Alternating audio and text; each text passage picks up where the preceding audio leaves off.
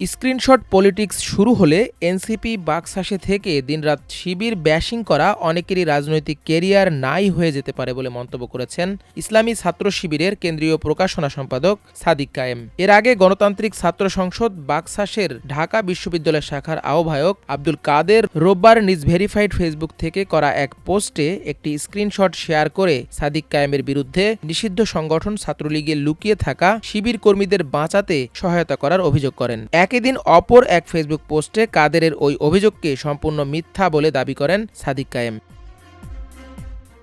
সাদিক কায়েম লেখেন, কাদের যে স্ক্রিনশটটি পোস্ট করেছেন সেই চ্যাট আব্দুল কাদেরের সাথে হয়নি, তা হয়েছে এনসিপির অন্য এক ব্যক্তির সাথে। আরেকজন ব্যক্তির সাথে হওয়া চ্যাটের স্ক্রিনশট আব্দুল কাদেরের মাধ্যমে অপব্যাখ্যা সহকারে পাবলিকলি সোশ্যাল মিডিয়ায় আসার মাধ্যমে ঘৃণ্যতম সংস্কৃতির সূচনা হলো। এভাবে ব্যক্তিগত ফায়দা নেয়ার জন্য ব্যক্তিগত আলাপ বা প্রাইভেট ইনফরমেশন সামনে আনার সংস্কৃতি তৈরি হলে রাজনৈতিক অঙ্গনে অবিশ্বাস, অনাস্থার সৃষ্টি হবে, যা দীর্ঘমেয়াদে গোটা জাতির জন্যই ক্ষতি বয়ে আনবে।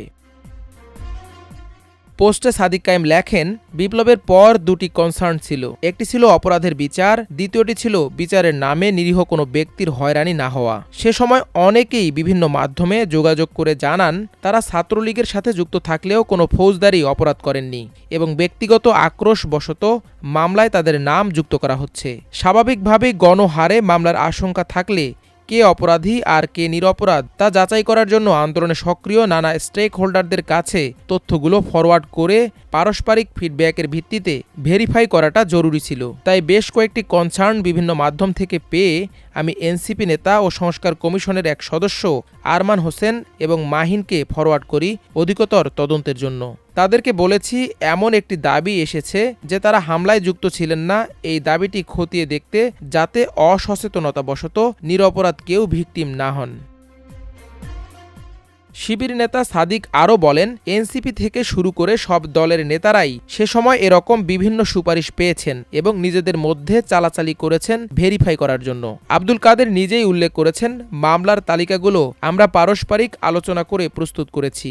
এখন নিজেদের মধ্যে কথা না বললে কিভাবে জানবো আসলে কেউ অপরাধী নাকি তাকে হয়রানি করা হচ্ছে।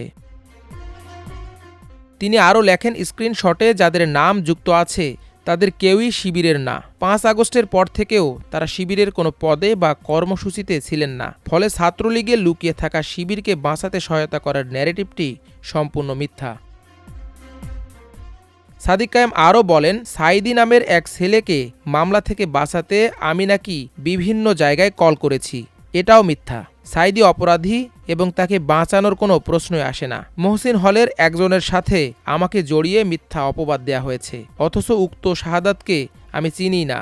তাছাড়া কাদের লিখেছে, 24 সালের সেপ্টেম্বরে এই মামলা হওয়ার পরে শাহাদাতকে নিয়ে একজন পোস্ট করেন। পরবর্তীতে ওই পোস্ট দাতার সাথে শিবিরের তৎকালীন সভাপতি সাদিক কায়েম যোগাযোগ করেন। আচ্ছা, আমি যদি ফোন দিতেই চাইতাম তাহলে তো সেটা মামলা হওয়ার আগেই দেওয়ার কথা ছিল। মামলা হওয়ার পরে কেউ একজন ফেসবুকে পোস্ট দিলে সেই পোস্ট দাতাকে ফোন দেওয়ার কি দরকার?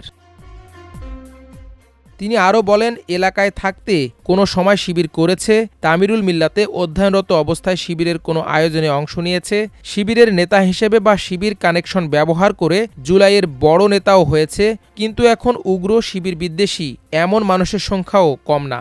যদি জীবনের কোনো এক ধাপে সাময়িক সময়ের জন্য ব্যক্তিগত সুবিধা লাভের উদ্দেশ্যে কেউ শিবিরের সাথে যোগাযোগ রাখে, পরবর্তীতে কলেজ বা বিশ্ববিদ্যালয় জীবনে শিবির বিরোধী ভূমিকা নেয় অথবা ছাত্রলীগে যুক্ত হয় এবং এমন নরপশুদের কর্তৃক ছাত্র শিবিরের জনশক্তিরা নিয়মিত ভিকটিম হওয়া সত্ত্বেও তাদের কর্মকাণ্ডের দায়ভার যদি শিবিরকে নিতে হয়, তাহলে শিবির ছেড়ে বাকশাস এনসিপিতে চলে যাওয়া ব্যক্তিদের কৃতিত্ব, দুর্নীতিসহ অন্যান্য নেতিবাচক ও ইতিবাচক কর্মকাণ্ডের দায়ভারও তো শিবিরকে নিতে হবে।